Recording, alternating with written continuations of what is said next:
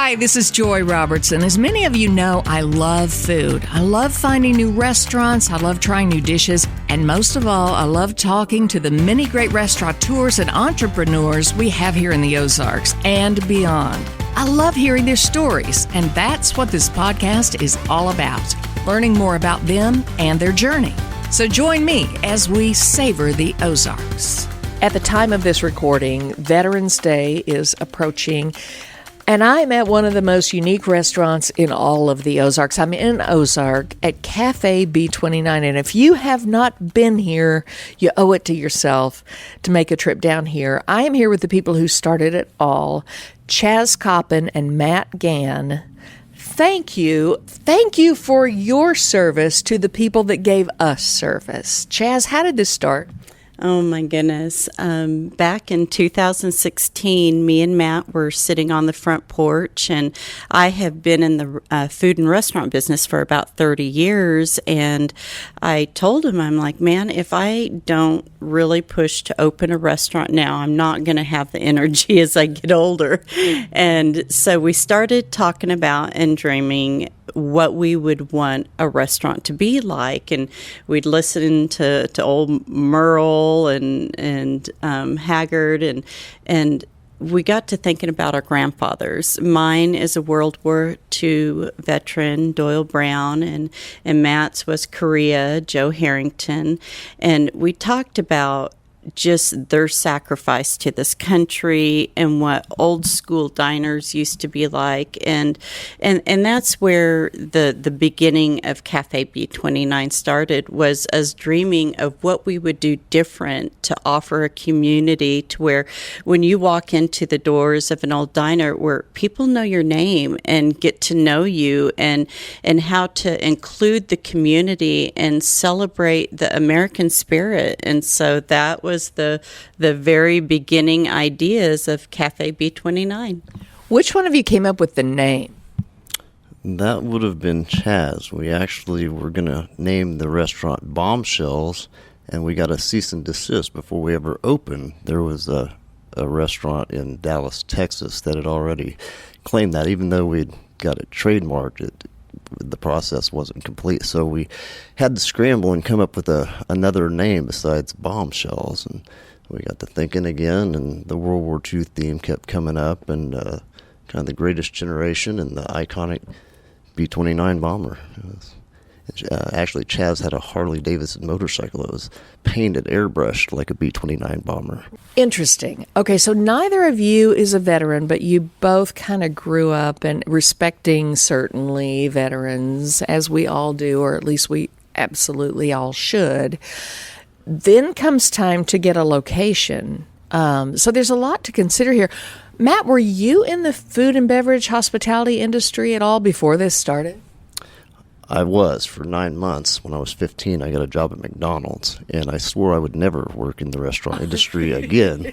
But I really liked to cook, and my grandfather that was in Korea was actually a butcher. He had Harrington Meats in Nixon, Missouri. So we grew up eating really well on Sundays after church, and I spent a lot of time beside Grandpa and learned how to cook, and I kind of always wanted a restaurant of my own. Did you have your sights set on Ozark? You know, we really looked at all the small towns. We wanted to be in a smaller town to be part of a community. We looked in Billings, we looked in Clover, we looked in Rogersville, we looked in Springfield. It took us about 6 months before we found the location.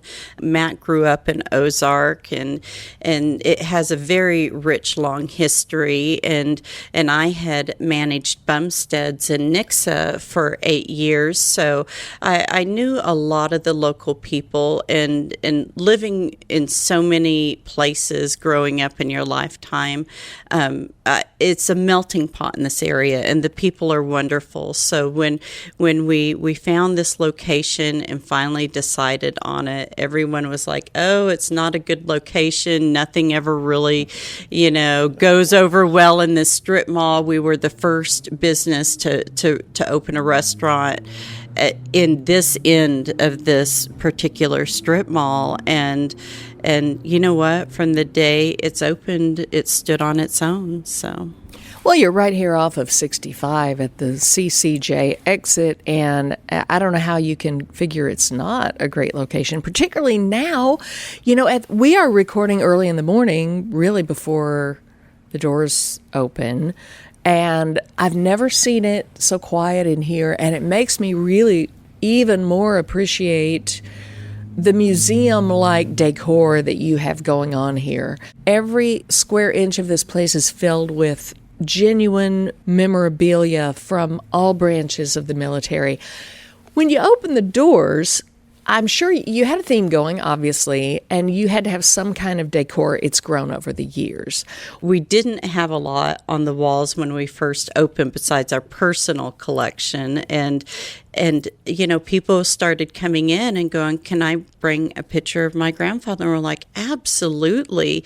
And I always say that the cafe evolved itself in a very, very spiritual, humble way. And I said, we just better serve amazing food and give excellent service, because what we have on these walls, if these walls could talk, the stories are unbelievable. Do you still have people show up with a jacket or a photo, and that you're kind of short on wall space? If I'm going to get a picture of my dad or my husband in here, I better hurry. Yeah, we'll make it happen. Friday I was working, and a gentleman came in with a picture from Antarctica at the South Pole, and there's a bunch of signs there for Wall Drug and different iconic places with the mileage. And this gentleman brought in a picture, and he dated it as 1956, I believe. When he took the picture, he was stationed down there. He'd flown in 3 or 4 times, and he said Boxcar Willie was stationed there, and his job in the Air Force was to refuel planes in Antarctica. So every day there's a new story that comes in. I can only imagine what it's like to hear the stories that come in and out of these doors. All right, you mentioned the food. How did you come up with your menu? I love some of the names of the items on your menu. Talk about how you said diner, so that kind of sets the tone here. How did you come up with your menu? You know, we wanted to cook from scratch as much as possible. We didn't want frozen patties. We didn't want frozen French fries. You know, we wanted to do as much fresh as we can. We're not fast food by any means. If you come in here, expect to wait 20 minutes, sometimes 30 for your meal, because we cook it from scratch. We have a prep cook that does 2.5 pages of prep a day. Everything from weighing out and hand patting burgers, cutting. We cut like anywhere from 12 to 16 5-gallon buckets of fresh fries per day. Mm-hmm. We make homemade coleslaw, but we wanted very old school Americana food, you know, like what you would expect in an all-American cafe, from our Phillies to our Monte Cristo, to our catfish.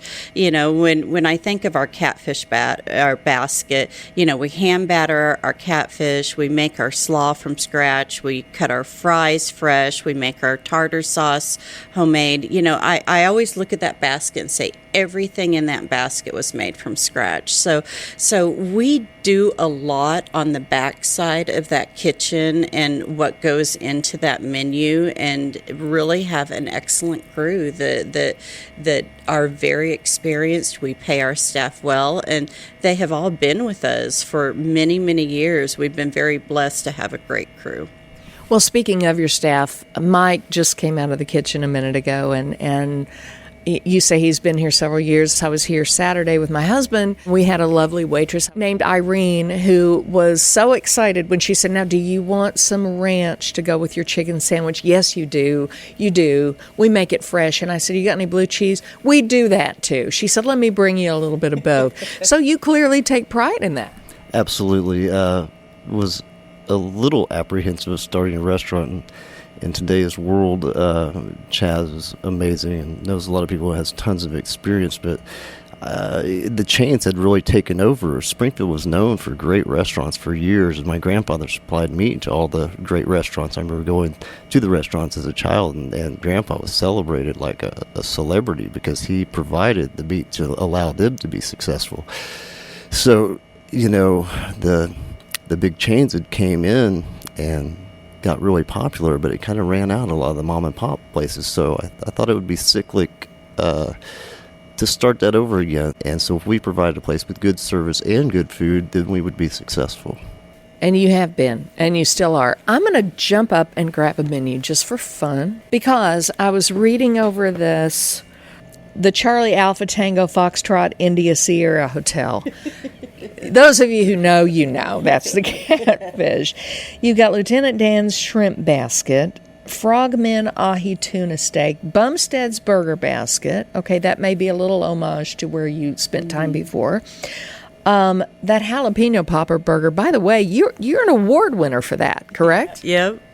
Yeah, we won the 417 Beer and Burger Wars and won a ticket to the World Food Championship, where we went up against 50 chefs from around the world in the burger competition.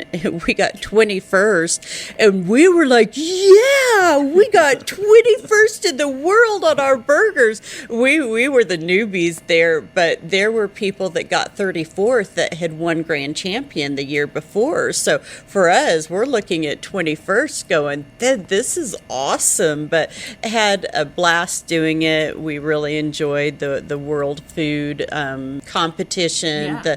The people that put it together are just top notch. Well, I underwent training to be a judge for that, and the training happened here. Let me just real quick read the jalapeno popper burger. Half-pound jalapeno popper burger, melted slice of pepper jack, smoked bacon, and a big scoop of your homemade jalapeno popper dip on a butter-grilled bun. My husband had that, and it's a hefty little burger. It's not a little burger. He said, he had the knife and fork going. It was almost like bring me a spoon so I can get all of this dip up off the bottom. That's what the fries are for. Yes, sir. Exactly. Messy food's the best. I have to get a shout out to my mom. She came up with the recipe for the popper dip, and we always give Mom a hard time for not being a cook, but she has came up with the number one seller at Cafe B-29. So thanks, Mom. Yeah, thanks, Mom. We owe you a debt of gratitude for sure. I love this. The snafu chicken strips. We all know what that means. Situation normal. It's just chicken strips, folks. That's what it says in the menu. You've got a K-ration bologna sandwich, the B-29 Cruise buffalo chicken sandwich, the ultimate Hawaiian, the Normandy French dip. Really, really fun, creative menu. What is your favorite thing on the menu? Matt, you start. The catfish is excellent. I eat that about once a week. We also have a brat burger, which is it's pork, like a bratwurst, infused with bacon and pepper jack cheese, and we have that packaged as a burger, and so that comes out with sautéed onions, a little secret sauce, and it's wonderful. You won't get it anywhere else. A little salty, but it's great. I think our Reuben's the best around. We have excellent food. Salty's not a bad thing. I salt my salt. I'm that person. What's your favorite? I love the Monte Cristo that Micah Morgan came up with. It's just excellent. Me and my kitchen manager, Mike, came up with the ultimate Hawaiian chicken sandwich, which absolutely excellent. I have a fried bologna sandwich on the menu that was inspired by my grandfather, Doyle Brown, who a World War II veteran. But, we wanted old school food on there, and people will kind of look at things like the sloppy joe and giggle, and they're like, you're seriously putting that on the menu? And it's like, yeah, and people love it. I mean, it's food that you used to get at grandma and grandpa's house, and what makes us a little bit different. Where do you guys like to eat when you're not here, and do you cook at home? Absolutely. I try to cook at home as much as possible. I got to keep her interested somehow. Make gumbo. I've been making gumbo for a special on Fridays. I'm not from Louisiana, but I think I've got a pretty mean gumbo going. But yeah, at home we try to experiment, and try different things. As far as restaurants go, we have a couple of favorites. Florentina's in Branson has an excellent chicken Alfredo. I'm not a big Alfredo person, but wow, it's a smooth, creamy sauce. We really like that restaurant. Where else you like to go? I really love Bear Creek Winery. They have excellent pizza. They have, the atmosphere, what Mandy and her crew has done, being locally owned near where we have a small farm in Chestnut Ridge. If you want to see the leaves and have excellent food, it's just outstanding. We are definitely foodies. We love everything from Metro Grill to Nicola's. There's so many different excellent restaurants in this area. Salvador's here in Ozark. We and as restaurant owners, we all talk and have such great respect for each other because of how hard it is to be in this industry right now, and to keep going and to make it and be creative with food costs and what's available. You got to respect everyone who's in this business. Well, and we really respect you for what you do here. And I love hearing a shout out to other restaurateurs in the area because everybody seems to get along really well, and we're all in this together. Speaking of, you all are very generous. You give veterans a discount every single day. 10% discount, is that right? Yes, absolutely. We're big supporters of Honor Flight of the Ozark. We always try to donate to them, and we have our Veterans Day breakfast coming up on November 11th. We do a breakfast buffet from 7 a.m. to 10 a.m. for 3 hours, and we do a beautiful buffet layout, and we have our local food company, Springfield Grocer, donates all the food to it. We come in and get the orange juice and the apple juice and the fresh fruit and the donuts, and we serve about 300 veterans and their guests completely for free every Veterans Day. We call it our Veterans Day Mess Hall Breakfast, and it is so much fun.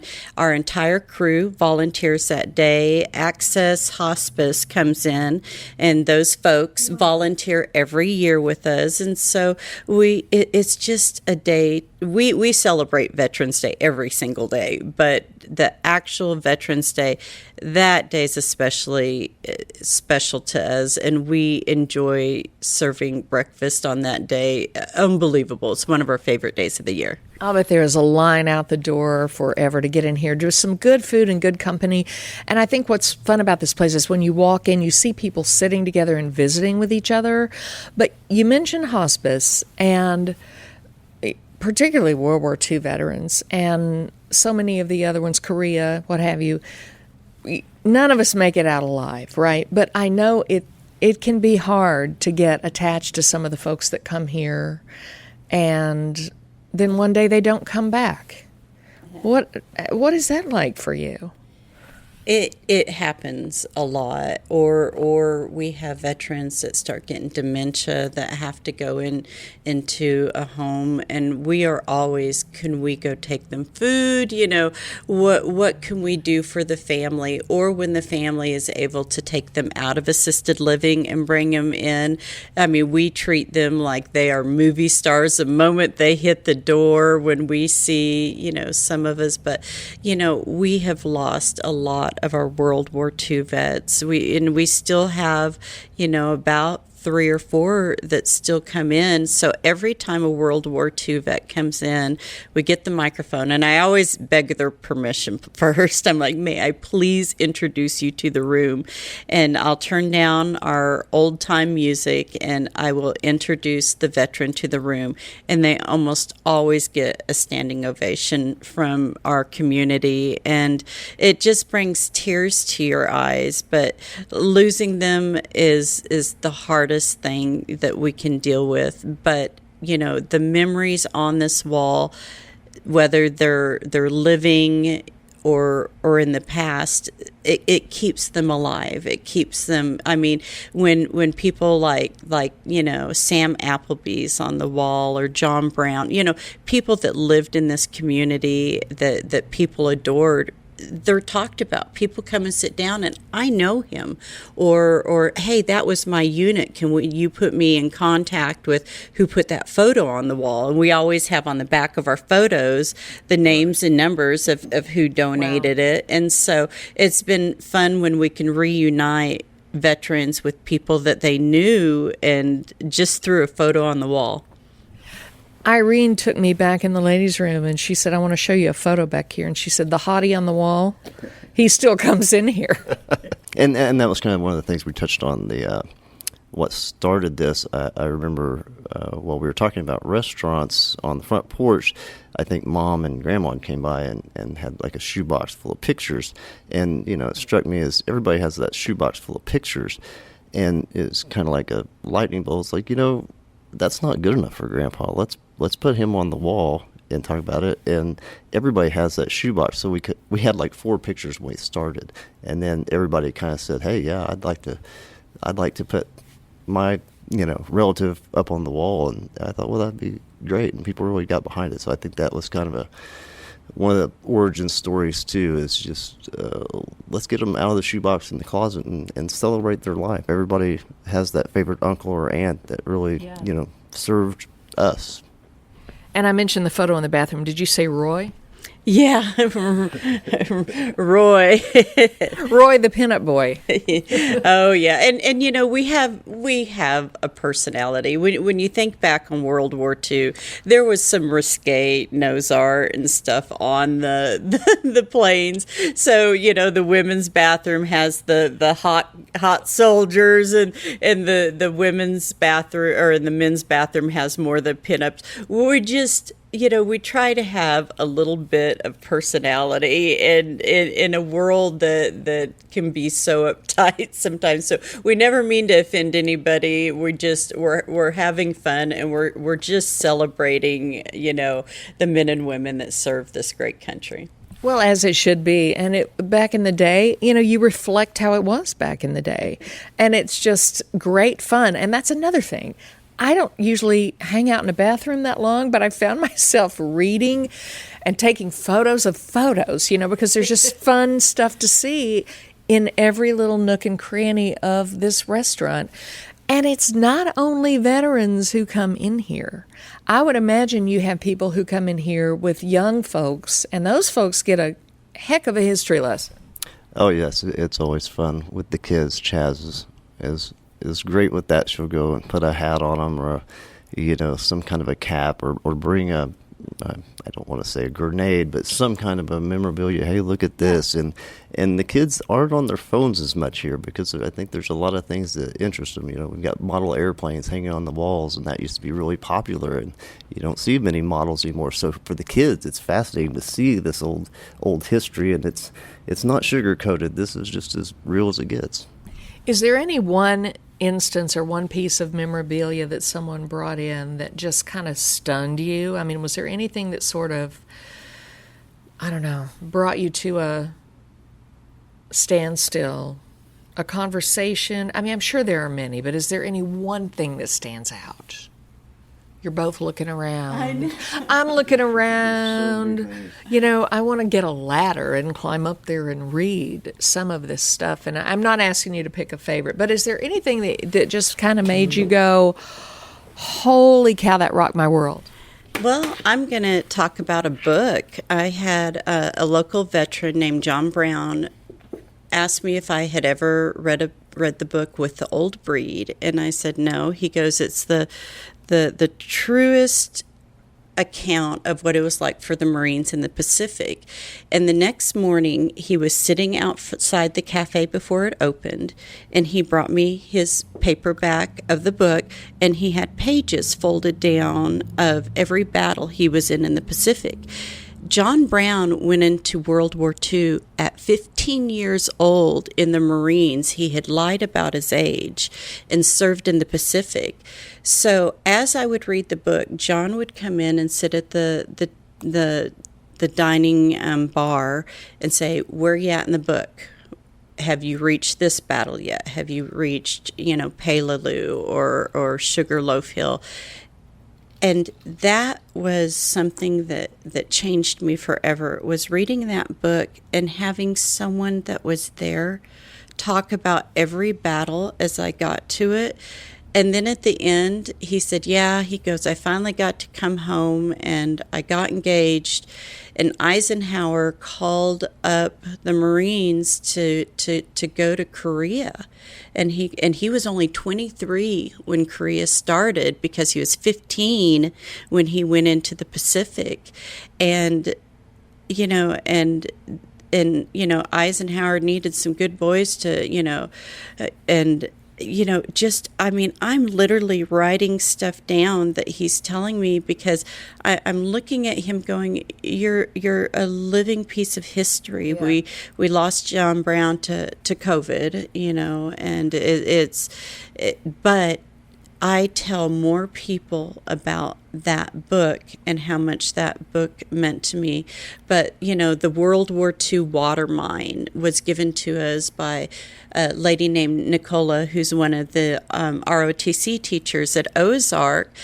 So when you have a real World War II water mine hanging from the ceiling, and then, but everything in here is remarkable and history. So it's very hard to pick one item, but it's the book always has meant the most to me. And you still have the book, I'm sure. Yes, ma'am. You opened in 2017, and you're about to tell me a story of something that happened on the very first day. You were exhausted, but what happened?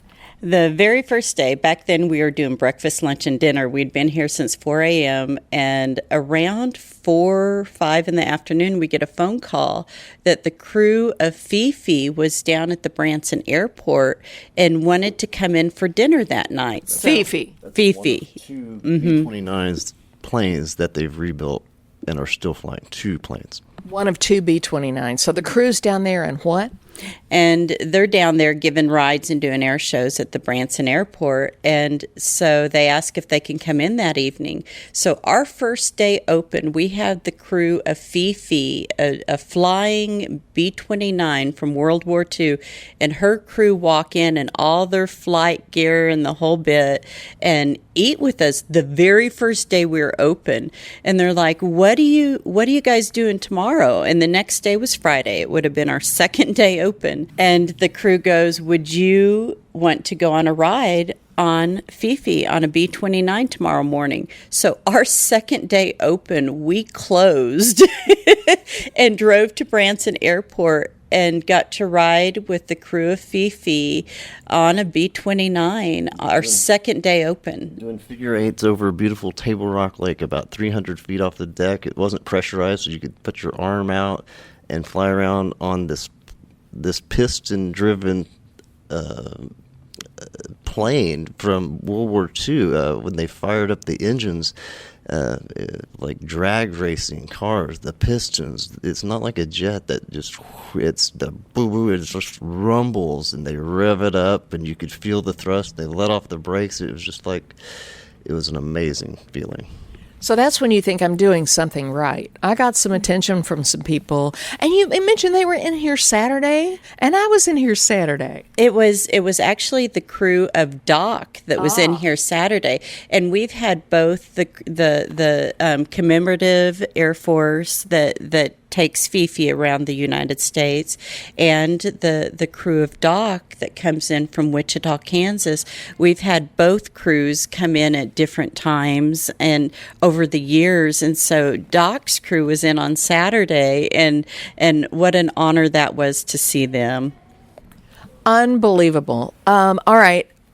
There's a Veterans Fund here that, I'll be honest, I did not know it was here. And how does that work?